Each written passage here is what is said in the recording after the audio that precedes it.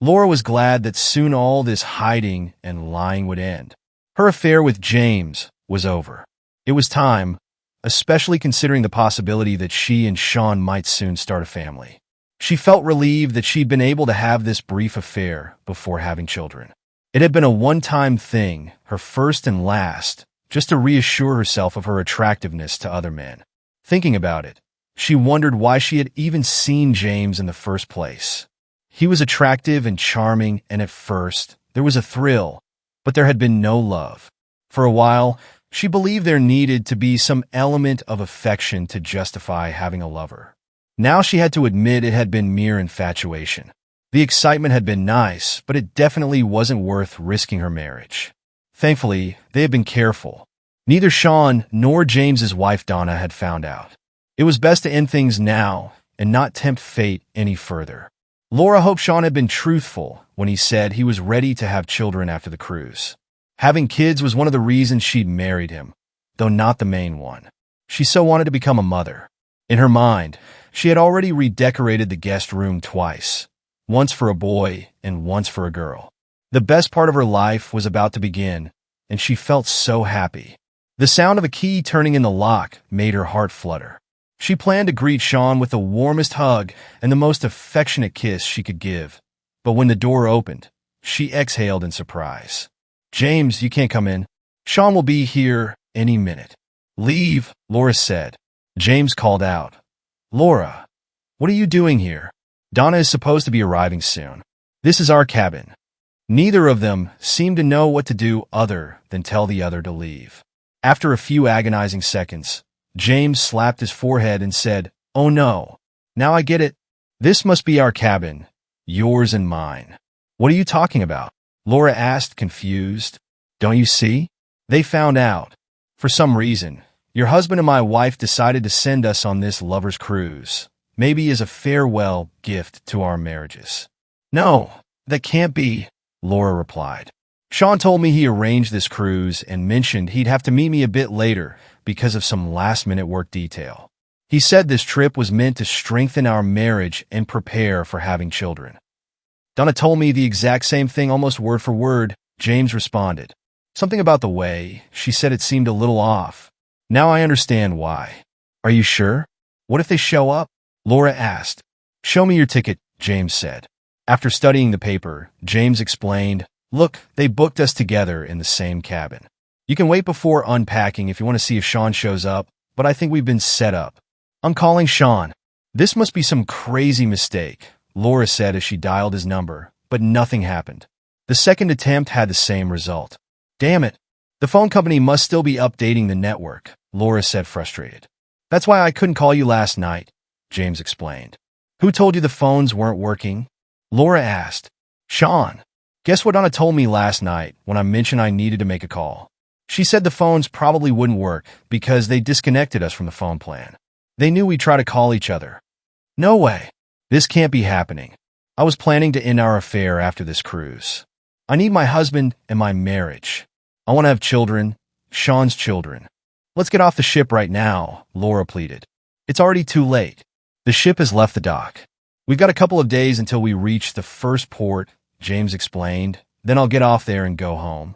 I'll beg him not to do anything drastic." "And how will you get home?" "I'll catch a return flight." "And how are you going to pay for it?" "With my credit card, of course." "So you assume our credit cards still work?" "I hadn't thought about that." "Surely he wouldn't go that far. Go to the purser's desk and see if you can withdraw anything from your card. I'll come with you and check mine too." Their visit to the purser confirmed James's prediction. Their credit cards had been declined. They accessed the internet and discovered that half of their joint account had been cut off. Their ATM cards could have provided access to the joint accounts, but those too had been canceled. The purser allowed them to try calling their spouses, but both received the message, "This number is no longer in service." "So, Laura, how much cash do you have?" "Around $300. "And you?" "About $250. Looks like we won't be doing any extra excursions. I think we're stuck here for the rest of the cruise. I assume you have a return ticket." "Yes. What am I supposed to do now? This is going to be the worst week of my life. How could I have been so foolish?" "Well, we can still enjoy the cruise. Who knows what's in store? All I want to do is cry and think about how to win my husband back. All right, I'll unpack and go check out the free activities. You're not thinking we'll stay in the same cabin, are you? Laura, we've been seeing each other for months under the impression that our spouses knew nothing. What's so different about sharing a cabin now that they do? Well, maybe Sean will be more forgiving if I tell him we didn't share a cabin during the cruise. You're seriously delusional. Good luck with that story. Laura and James ended up sharing a cabin and a bed for the cruise. Laura agreed to let James sleep beside her on the nights he stayed in the cabin, but there was no intimacy. James even found another woman who invited him to her cabin for a couple of nights. All Laura did was eat, sleep, cry, and rehearse her speech for when she saw Sean again. She remained optimistic about Sean's forgiveness. James, however, just rolled his eyes instead of mocking her naivety. Their luggage was transported to the airport by bus, and on the return flight, they sat next to each other but barely spoke. At the baggage claim back in their hometown, James spotted a man holding a sign with both his and Laura's names on it. The man said he'd been hired to take them home. Once James and Laura got into the car, the driver handed each of them an envelope. "You've been served. I thought you were just the driver." "That too. I was paid to drive you and deliver these. You should read the letters from your spouses. I'll be taking you both to 1353 Westwood Avenue." "That's my house," James said. "And what about the lady?" "I was instructed to take both of you there. The answer might be in the letter." Each envelope contained a letter with individual divorce petitions. "Laura and James, we hope you both enjoyed the cruise. Not. If you think that treating you both to a cruise was some sign of affection, drop that thought. Sean, purchased the cruise tickets before I found out about your affair. They were non-refundable. After Donna and I met to confirm the betrayal you both put us through. I believe the term for infidelity applies to women as much as to men. We came up with the idea of sending you both on this cruise. We needed time to get our affairs in order, pun intended. We have a shared divorce attorney, which might be a good idea for you two as well. At the very least, it'll be cheaper. Receiving this letter marks the start of a 90-day separation period, which will allow all of us to adjust to the fact that we're no longer married to our current spouses. Rather than maintaining 4 separate households, we decided Donna would move in with me. Laura can move in with James. In case you're wondering, Donna and I haven't pursued any romantic relationship. We didn't even resort to intimacy out of spite. It's not that we don't find each other attractive. It's that we believe we shouldn't be involved with anyone else until we're officially divorced. What a strange concept. Not being intimate with anyone except one's spouse. Seems like I've heard it somewhere before. Oh yes, our marriage vows. Or was it merely a suggestion for you too? The next 90 days of separation are what we propose using to negotiate the division of assets. Donna has taken everything she wanted from her home, and most of it is now in storage. Laura, all your belongings have been packed into boxes and are at James's house. Oh, before I forget, there's something we didn't leave for either of you, wedding photos and albums. They've been thrown out. If you want them, feel free to search the city dump. You destroyed our marriage, so it seems fair to get rid of the wedding pictures. Clearly, marriage didn't mean the same to you as it did to me. Please spare us any excuses from the cheater's handbook. Nothing can justify what you both did, and you did it repeatedly. Forget about counseling, at least marriage counseling, unless you think it will help your future marriage with each other. But here's one more thing to consider. Can a cheater who marries another cheater ever truly trust their spouse? We know we couldn't, so we don't need marriage counseling. We really do need to talk about the division of assets. We didn't request anything unusual in the petition, essentially a 50-50 split for me and Laura. Donna has a prenuptial agreement that doesn't leave James with much. I can see that splitting everything in half isn't fair, but I can't expect much better if we go to court. Is it fair that Laura should get half after committing a betrayal while I didn't? There should be more serious consequences for both of you. Otherwise, you may not feel any repercussions. If there's no punishment, you might believe you'll get away with it again, whether you end up together or marry someone else in the future. Donna and I have spent hours discussing what sort of punishment would be fitting for the two of you. By the way, James, that 20-year-old scotch you had stored is fantastic. Sorry, but the bottle is now empty. Donna came up with some very creative ideas, though most of them were illegal. Here's where we landed. Copies of photos, videos, and records showing you two in intimate moments will be shared with everyone we can think of, our families, schools, churches, and neighborhoods, and anyone else we can recall. I hope this has caught your attention. What we really want is to encourage you to settle the terms of the divorce as quickly as possible. Some might see our proposal as a threat or blackmail. We consider it an incentive. We also discussed whether to file a lawsuit against the company where you both work. They don't have a policy against fraternization, and we have no proof that your meetings took place in the office or during work hours. Too bad. We could have used the extra money. I guess you got lucky in that regard. Communication. All future communication should go through our attorneys. Both of us have new phone numbers known only to our attorneys. Our lawyer's contact information is provided below. We suggest holding 1 or 2 meetings to work through any disagreements. Matters like insurance, real estate loans, mortgages, and alimony could be resolved by trade-offs rather than a 50-50 split. These sessions are strictly for the division of assets. We're not expecting apologies, explanations, requests for forgiveness, or any advice. Donna and Sean. Laura was in tears. The loss of her husband and the family they could have had weighed heavily on her heart. James tried to comfort her, but his own despair lingered until he saw his house. Boxes and boxes of Laura's belongings filled his living room. All of Donna's photos, along with most of her things, were gone. For the first time, it truly felt real. His wife was gone, and he was left with a woman he only cared about when they were in bed. Laura gathered her essential items and clothes she'd need for the next few days. And where's the guest bedroom? The guest bedroom? Darling? If you're staying here, then we'll be sharing a bed. And I don't just mean for sleeping. I'm going to get torn to pieces in this divorce. Donna's father made me sign a prenuptial agreement. Caught cheating, I get nothing. It's your fault I got caught, so you owe me a lot more than you've given so far. Why do you think it's my fault they found out? It could just as easily have been you. We both thought we were being careful. I have no idea how they found out, do you? I just know I was very careful. But that doesn't change anything. You're either in my bed or out the door. I choose the door. She gathered some things and loaded them into her car. Sean, at least, had dropped her car off at James's house. And what are you planning to do with the rest of my things? I'll give you 72 hours, not a minute more. Fiend?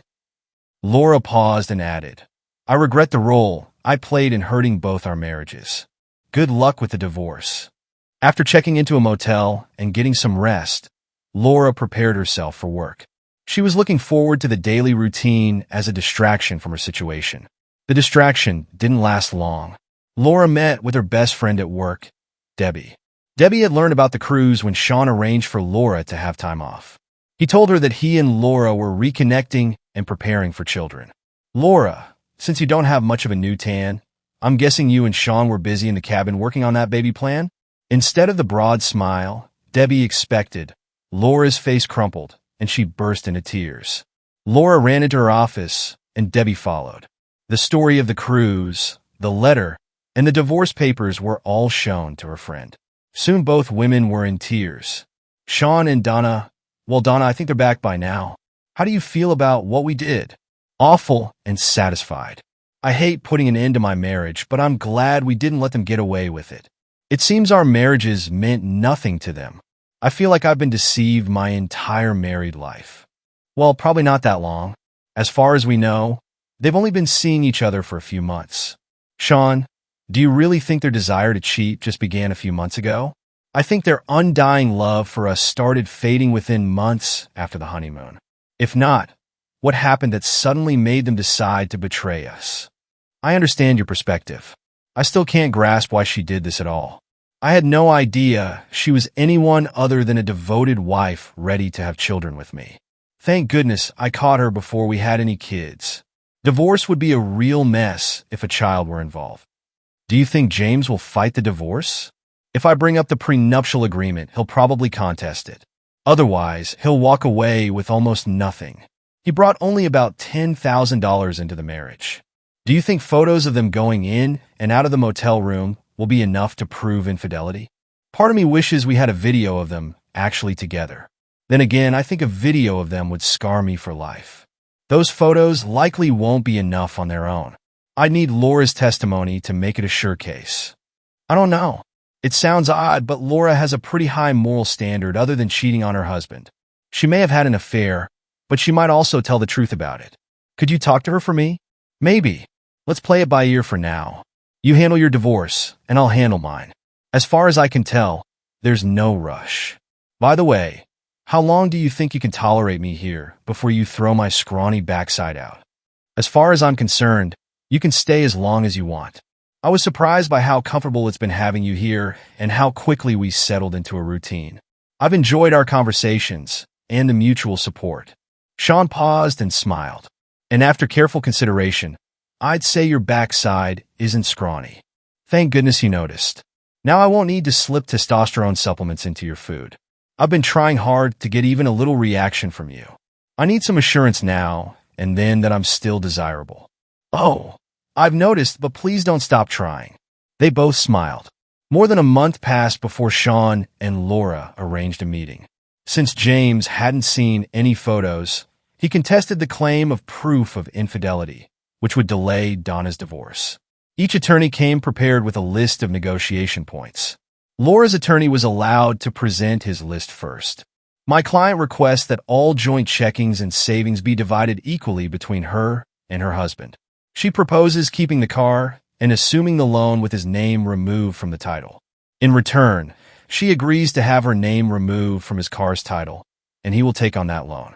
Both parties will obtain their own auto insurance. Regarding the house, she suggests either selling it and splitting the equity or allowing him to buy her out by paying half of the equity as assessed by a certified real estate appraiser. She will be removed from the deed if he retains ownership. Sean's attorney replied, "We have no issue with these terms. Her husband has decided to sell the house. He'll put it on the market within 90 days. What else does she want?" Laura's attorney spoke up. "My client agrees to these terms only if your client agrees to speak with her privately for 1 hour." "No," said Sean. "Then my client requests 12 counseling sessions. If your client refuses to participate, we'll file for $3,000 per month in spousal support and a claim on the home's equity. You know we can win both with the right judge."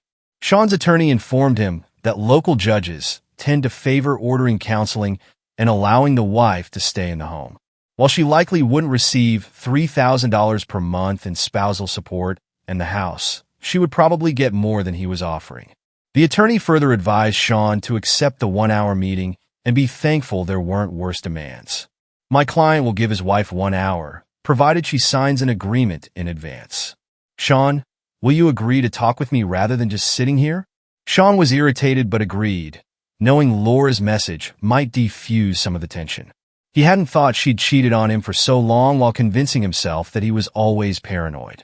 After what she'd done, he wasn't ready to still trust her words. But he was willing to listen. Sean and Laura were alone. He told her, "We're done at 3:32. I deserve that. You promise to listen to me?" Sean nodded and stared at her. "Sean, I have sinned against you and against God. I'm not going to make excuses. I gave myself a pass when I convinced myself it was all right. I lied to myself, and to you, and to God. I was unfaithful. I broke my marriage vows. I betrayed the person I love most in this world. I deserve punishment. I think you probably agree with everything I've just said." Sean nodded again. "The question is about punishment. Is divorce too severe a punishment? Is a second chance too much to ask? Please imagine a scale of justice for divorce. Place the weight of my infidelity on the negative side. It makes that side sink down. Is there anything else you'd add to the negative side? Were there other reasons why I wasn't a good wife to you? Aside from having an affair, was I ever disrespectful to you or our marriage? Did anyone ever come to you with complaints about my behavior or tell you I was speaking badly about you behind your back? Did I ever refuse you intimacy, even when I was involved with someone else? Did you ever doubt my love for you until you found out about James and me?" Sean shook his head. "Sean, is there anything you can think of about me that might go on the positive side of the scale?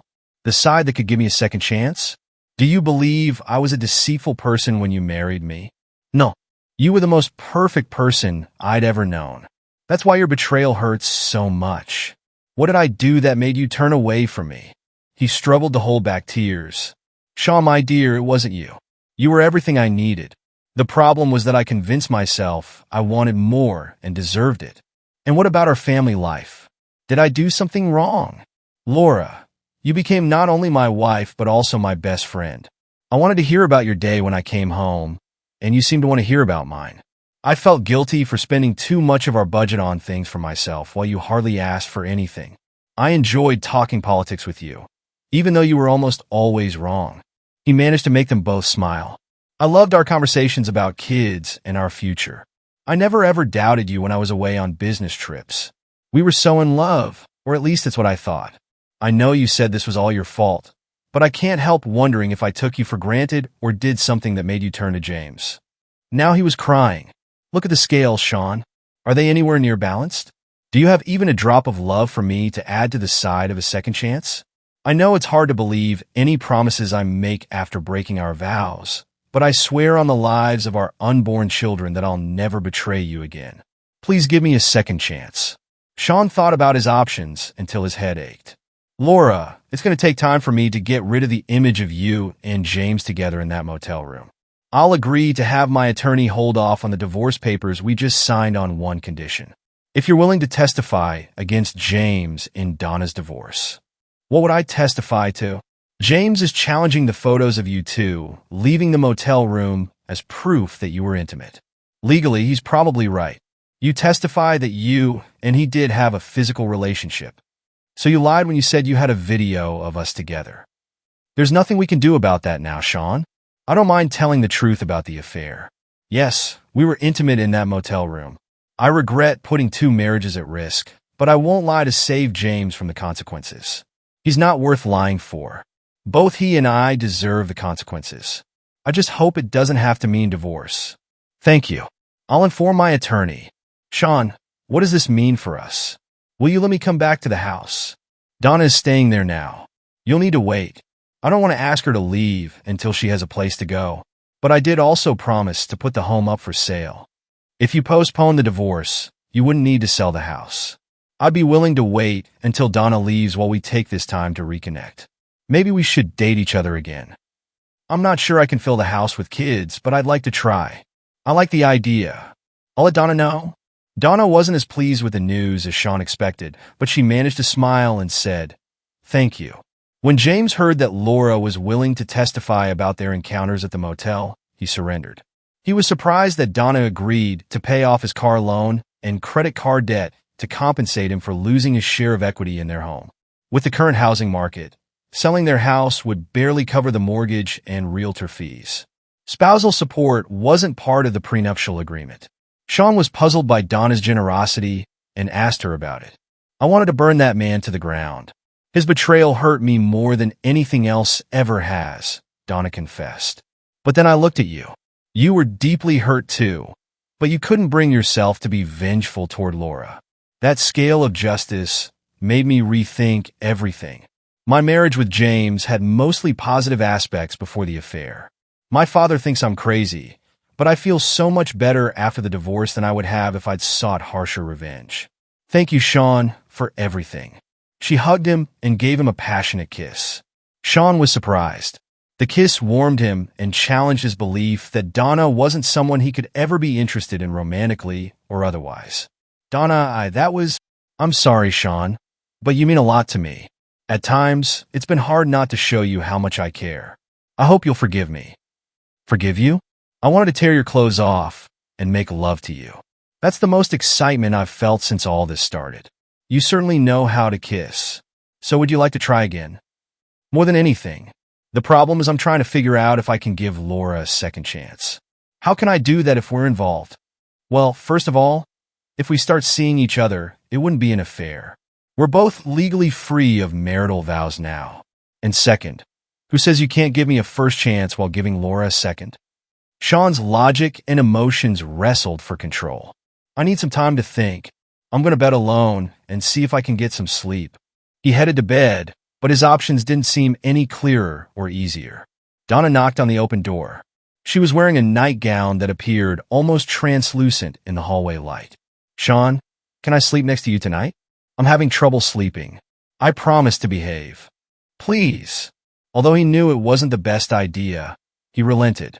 All right if you promise. She slipped into bed beside him, resting her hand on his chest and her leg across his. Donna kissed him on the cheek. Thank you. It took Sean a while to fall asleep. His sleep was restless, filled with vivid dreams. In one, he was at a beach with Laura, relaxing under a palm tree and enjoying tropical drinks. Laura looked at him warmly, drawing closer with affection. Sean drifted in and out of sleep only to wake up and find Donna beside him looking at him with a playful smile. Weren't you going to behave? He asked, feeling a mix of surprise and appreciation. Are you saying it wasn't good? She replied with a light laugh. Perhaps I should try a little harder.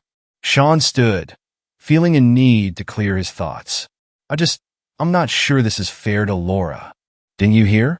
All's fair in love and war, she said with a gentle smile. I think I should thank you, he replied. It's been a while since I've felt this close to someone. Maybe that's a sign of what's possible, she added with a thoughtful look. Seriously, Sean, Donna continued, we'll be living together at least for a while. Don't you want to see if we're compatible in more ways than one? James accepted his situation and withdrew. He received a copy of the divorce decree, and there was no further contact. Sean, meanwhile, had an active social schedule. He enjoyed spending time with Laura and began remembering what had drawn him to her in the first place. She wasn't pushy, but it was clear she was committed to earning back his trust in whatever way she could. Donna hadn't moved out, even though James had left the home they had once shared. One evening, Sean told Donna they needed to talk. Donna, I'm incredibly happy. I have a beautiful, intelligent, and caring woman living with me who's brought more joy into my life than I ever expected. I've also reconnected with a woman who was the love of my life for years. She hurt me, and trusting her is hard, but I've rekindled enough feelings for her to wonder if I'm giving you an unfair advantage by having you here, especially with the bond we've developed. There's a vacant house. Why don't you consider moving back? I'm not moving back home because, as far as I'm concerned, this is my home. I want to be with you. Wherever we're together, that's home.